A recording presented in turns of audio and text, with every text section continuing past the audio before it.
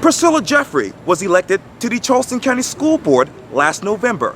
In this edition of Quintin's Close-Ups, I sit down with her one-on-one. And be sure to download the free Quintin's Close-Ups app in your Apple or Google Play stores. Well, Priscilla, it is so good to see you. Nice to see you. Did you have a nice summer? Oh, I did indeed. You know, summer, as you know, is coming to an end here in Charleston, and Charleston County schools will be beginning soon. Talk to me about the excitement and the mood going on at 75 Calhoun Street in anticipation for the first day of school. Well, I assume everyone's excitedly getting ready for school, the teachers, the students, the parents. And I know that there's going to be some professional development before the teachers start teaching. One of them is going to be the new Gullah Geechee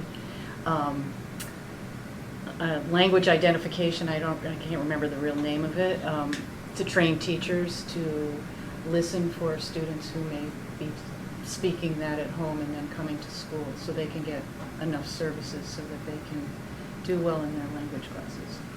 And obviously I wanted to do an interview with you many months ago, and you were traveling out of town doing some other projects, but you told me specifically that you wanted to set the record straight with a lot of controversial information.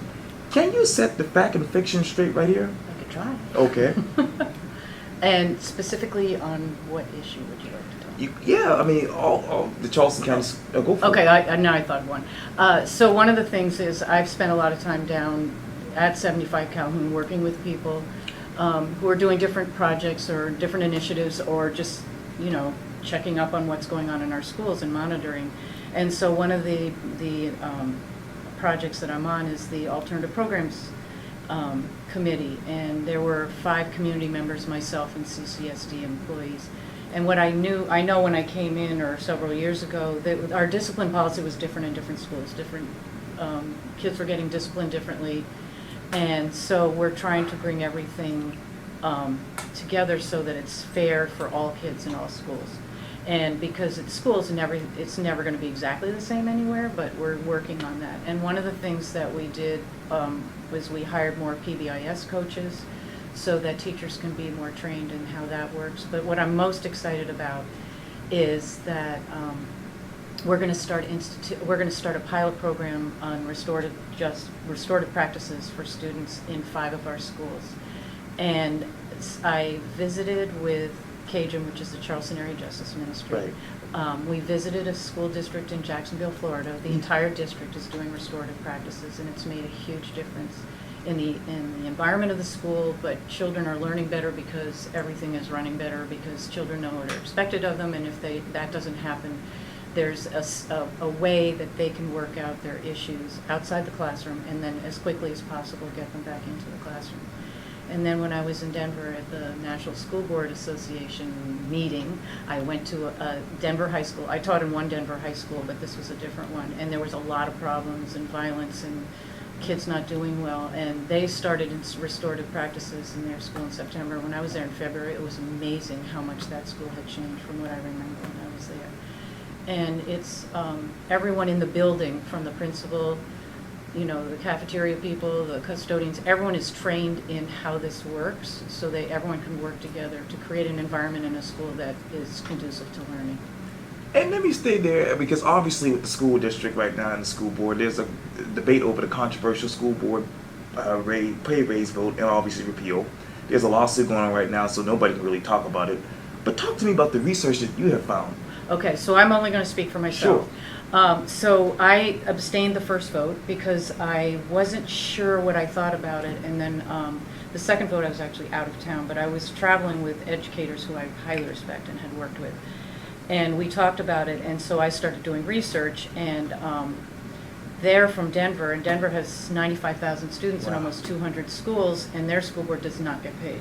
So then I went, whoa, so what's going on across the country? So across the country, 75% of school boards do not, our size or smaller, do not get paid.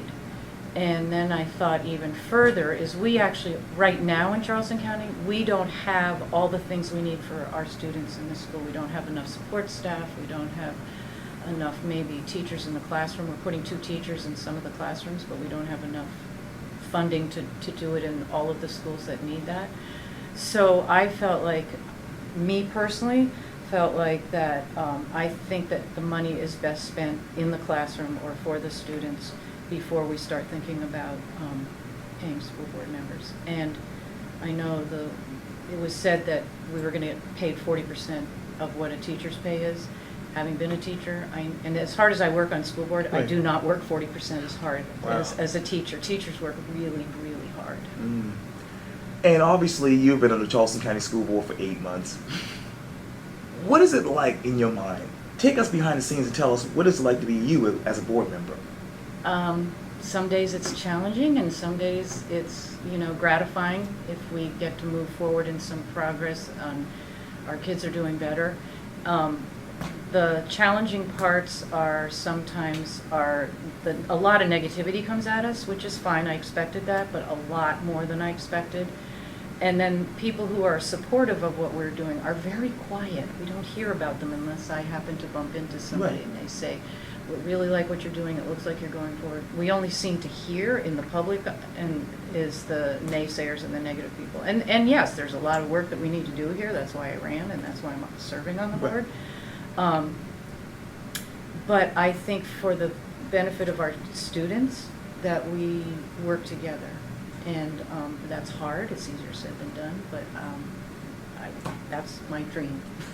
And speaking of which, let's talk about the future. What is the future for the Charleston County School Board and yourself? The future for the board? I have no idea. Mm. You mean in who's going to run, or? No. Oh. Let's talk about the future of the Okay. school board. Obviously, it's been just a lot of controversy right now. Yeah. Where do you want the school board to go next?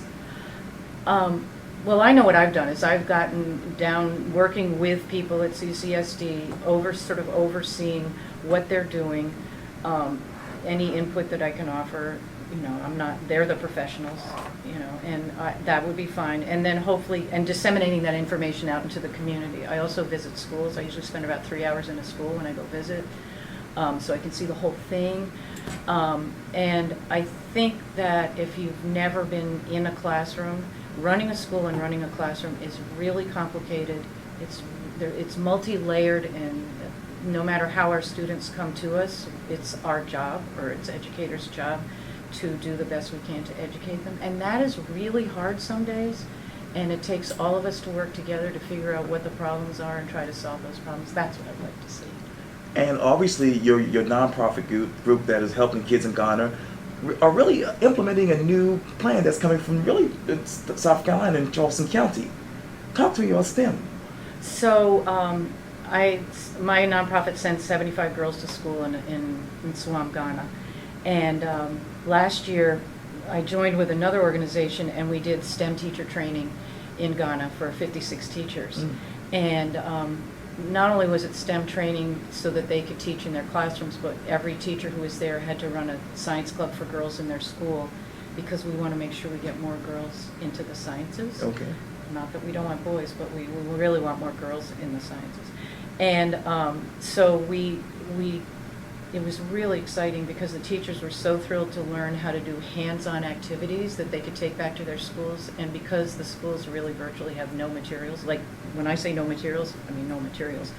So we told them, or helped them learn how to make science materials out of found objects and found materials in their community, like plastic bags and straws and brown paper and markers and string. And one of the teachers made a robotic hand with tape and cardboard and string. And for the kids there, mostly the only science they get is in a book, if they even have a book.